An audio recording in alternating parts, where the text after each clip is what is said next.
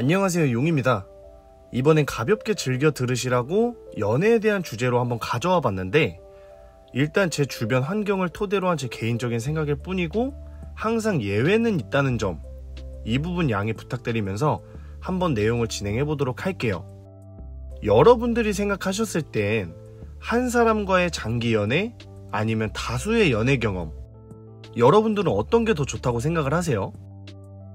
저는 개인적으로 다수의 연애 경험을 더 추천하는 쪽인데, 그 이유는 일단 한 사람하고만 장기 연애하는 사람들이 결혼까지 이어지는 경우는 의외로 거의 못 봤어요. 거의 못 봤고, 학창시절 혹은 20대 극초반부터 만나서 장기 연애를 하고 있는 사람들은 특히나 더 그랬던 것 같아. 그럴 가능성이 높을 수밖에 없다고 생각을 하는 게, 학창시절부터 만나서 9년, 10년 이렇게 만나고 있다는 건 그만큼 너무 어릴 적부터 만났다는 거니까 서로의 연애가 성숙해져가는 과정을 겪을 수가 없잖아요, 보통. 너무나 미성숙할 때부터의 서로의 모습을 다 알고 있다 보니까 오히려 어른이 됐다고 갑자기 달라지는 것도 웃길 거 아니야, 서로한텐.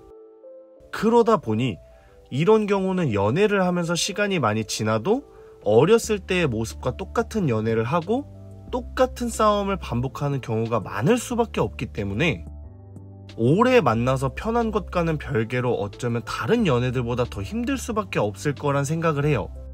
근데 이 상태로 의리로라도 결혼까지 하게 됐다면 어떻게 될까? 거의 8, 9할은 진짜 파국일걸요? 한 사람과 장기 연애를 해서 결혼하는 게 꼭 안 좋다는 건 아닌데, 솔직히 단점이 더 많을 수밖에 없을 것 같다고 해야 되나? 굳이 내가 꼭 직접 겪어보지 않아도 별로 안 좋을 것 같다는 게 느껴지는 느낌? 게다가 한 사람하고만 연애를 해봤던 사람들의 가장 큰 문제점은 어떤 이유로든 만약 헤어지게 됐을 때 다음 사람을 만나는 게 쉽지가 않아. 대부분은.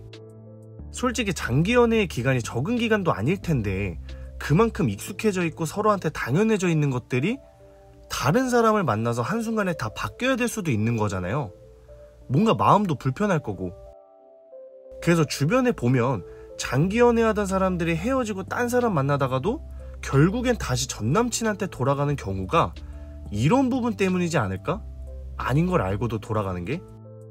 그리고 저는 한 사람하고만 연애를 하는 게 어떻게 보면 성공적인 연애를 하고 있다고 생각할 수도 있지만, 다르게 생각해보면 그만큼 사람을 보는 시야가 좁아져 있다고 생각할 수도 있기 때문에 저는 그래서 연애를 다양하게 경험해보는 게 더 좋다고 생각하는 편이에요.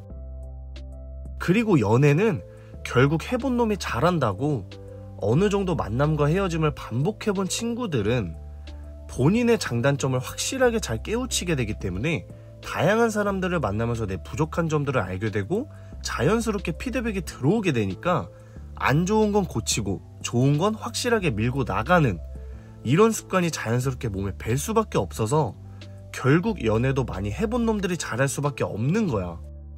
게다가 연애를 몇 번 해본 친구들은 그만큼 사람 고를 줄 아는 눈이 생기기 때문에 성공적인 연애를 할 확률이 조금이라도 더 높을 거란 말이지.